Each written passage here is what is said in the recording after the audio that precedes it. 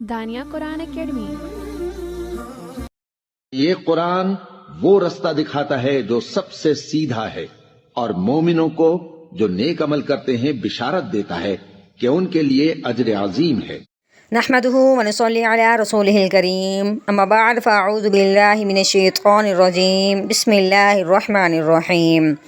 السلام علیکم ورحمۃ اللہ وبرکاتہ۔ امید ہے آپ سب خیریت سے ہوں گے، انشاءاللہ جہاں ہوں گے ایمان اور صحت کی نعمت سے مالا مال ہوں گے۔ ہاں جی، تو آغاز کرتے ہیں ہم اپنے آج کے سبق کا دعاؤں کے ساتھ۔ تو چلیے شروع کرتے ہیں۔ اللہم صلی علی سیدنا و مولانا محمد وعلی آل سیدنا وعلی آل سیدنا و مولانا محمد وبارک وسلم۔ رب اشرح لی صدری ویسر لی امری واحلل عقدۃ من لسانی یفقہوا قولی۔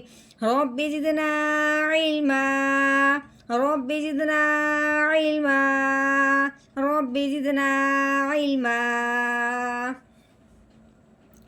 اعوذ باللہ من الشیطان الرجیم بسم اللہ الرحمن الرحیم۔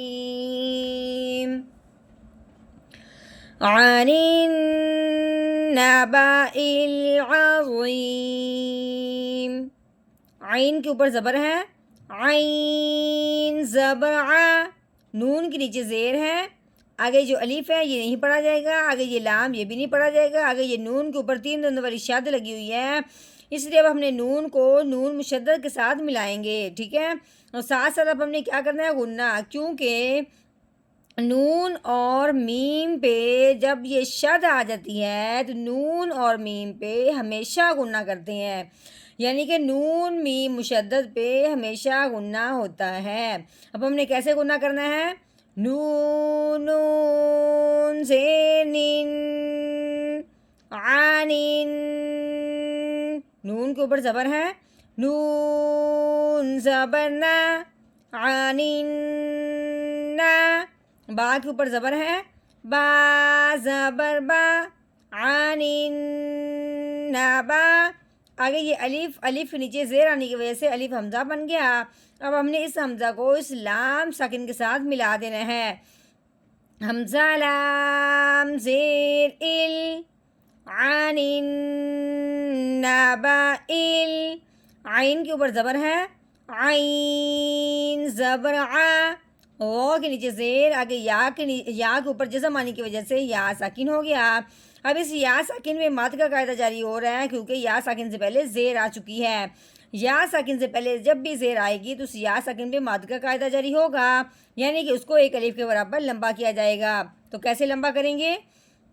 رو یا زیر روی عظی، میم کے نیچے زیر ہے، میم زیر می عظیمی۔ اب یہاں پہ کرنا ہے ہم نے وقف، تو وقف کی صورت میں آخر والا جو حرف ہوتا ہے اس کو کر دیتے ہیں ساکن۔ یہاں پہ کیا ہے؟ میم متحرک ہے، میم متحرک کس کو کہتے ہیں؟ جس میم کے اوپر نیچے زبر زیر پیش ہو، ٹھیک ہے۔ اب میم کے نیچے زیر ہے یعنی کہ میم متحرک ہے، تو میم متحرک کو وقف کی صورت میں کیسے پڑھا جائے گا؟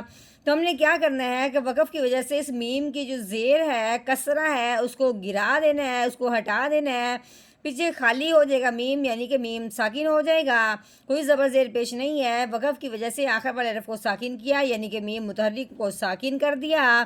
تو کیسے پڑھیں گے؟ پہلے ہم نے پڑھا تھا عظیمی، آگے وقف عظیم،